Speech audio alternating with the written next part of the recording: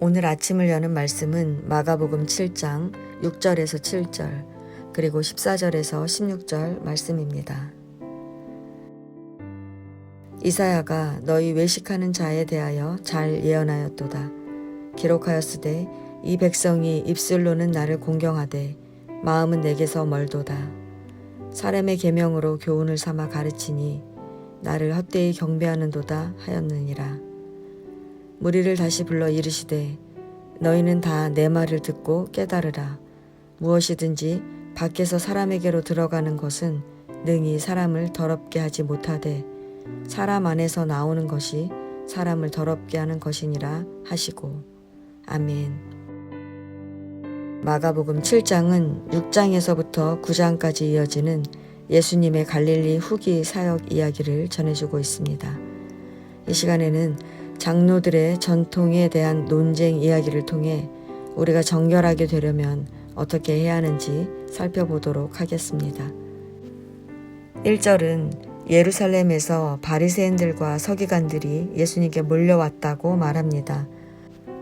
그들이 예수님께 몰려온 이유는 이적을 일으키며 많은 사람들로부터 관심을 끌고 있는 예수님을 올무에 빠뜨려 제거하기 위해서였습니다. 이렇게 계획적으로 움직이고 있는 그들이 드디어 예수님을 책잡을 거리를 찾았습니다. 바로 예수님의 제자 중 몇 사람이 부정한 손으로 떡을 먹는다는 것입니다. 이 광경을 본 그들은 예수님께 왜 당신의 제자들은 장로들의 전통을 준행하지 아니하고 부정한 손으로 떡을 먹습니까? 라고 묻습니다. 왜 그들은 예수님의 제자들이 씻지 않은 손으로 떡 먹는 것을 주시했을까요? 왜냐하면 떡을 먹기 전에 손을 씻는 것이 단순히 위생을 위한 조치가 아니라 장로들의 전통이었기 때문입니다. 장로들의 전통이란 율법에 명백하게 기록된 규정이 아니라 성문화된 율법을 잘 지켜내기 위해 서기관들에 의해 만들어진 법입니다. 이 법은 점차 중요성이 더해져 율법과 같은 구속력이 있는 것으로 여겨졌습니다. 그래서 바리새인들과 서기관들이 예수님의 제자들이 손을 씻지 않고 떡 먹는 것을 지적한 것입니다. 실제로 바리새인들과 서기관들은 하나님의 계명이 아닌 사람이 만든 계명인 장로들의 전통을 지키기에 열심이었고 그들이 문제 제기한 부정한 손으로 떡을 먹는 것은 율법 준수와는 거리가 먼 것이었습니다. 그러므로 예수님은 이렇게 장로들의 전통을 중시하는 그들에게 이사야의 말을 인용하여 이 백성이 입술로는 나를 공경하되 마음은 내게서 멀도다. 사람의 계명으로 교훈을 삼아 가르치니 나를 헛되이 경배하는도다 라며 책망하십니다. 이 말은 그들이 사람의 계명을 만들어 하나님께 최상의 경의와 존경을 표하는 것처럼 보이지만 그들의 마음이 하나님께 향하고 있지 않다는 것입니다. 예수님은 고르반이라는 제도를 통해 우리의 마음이 어디 있는지를 설명해 주십니다. 율법은 내 부모를 공경하라, 또 자기의 아버지나 어머니를 욕하는 자는 반드시 죽을 것이라 라고 말합니다. 그러나 그들은 고르반, 즉 자신의 재산을 하나님께 드린 예물이 되었다고 말하며 부모님을 봉양하지 않았습니다. 고르반은 하나님께 제산을 드리는 사람이 죽은 후에 재산이 성전에 기부되기 때문에 살아있는 동안에는 그 재산권을 사용할 수 있었습니다. 즉 고르반은 경건의 허울 아래 자녀가 어버이에 대한 부양 의무에서 벗어날 수 있었던 것입니다. 성도 여러분, 과연 그들의 마음이 하나님께 있다고 할 수 있겠습니까?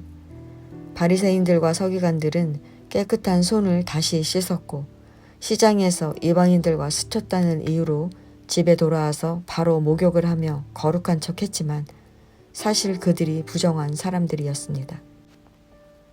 그래서 예수님은 내 말을 듣고 깨달으라 라며 부정에 대해 말씀해 주십니다. 예수님은 부정, 즉 사람을 더럽게 하는 것은 밖에서 사람에게로 들어가는 것이 아니라 사람 안에서 나오는 것이라고 말씀하십니다. 우리가 먹는 음식이 우리를 더럽게 하는 것이 아니라 사람의 마음에서 나오는 것이 사람을 더럽게 한다는 것입니다. 우리가 어떠한 음식을 먹었어도 배로 들어가 소화되어 몸 밖으로 나가지만 사람의 마음에 있는 악한 생각, 곧 음란과 도둑질, 살인과 간음, 탐욕과 악독, 속임과 음탕, 질투와 비방, 교만과 우매함은 모두 속에서 나와 사람을 더럽게 합니다. 그렇다면 우리가 정결하게 되려면 어떻게 해야 하겠습니까? 하나님의 말씀을 마음에 담아야 합니다. 바리새인들이 무너진 가장 큰 이유는 사람의 계명을 만들고 가르쳤기 때문입니다. 우리 안에 하나님의 말씀이 없으면 우리는 무너지게 되어 있습니다.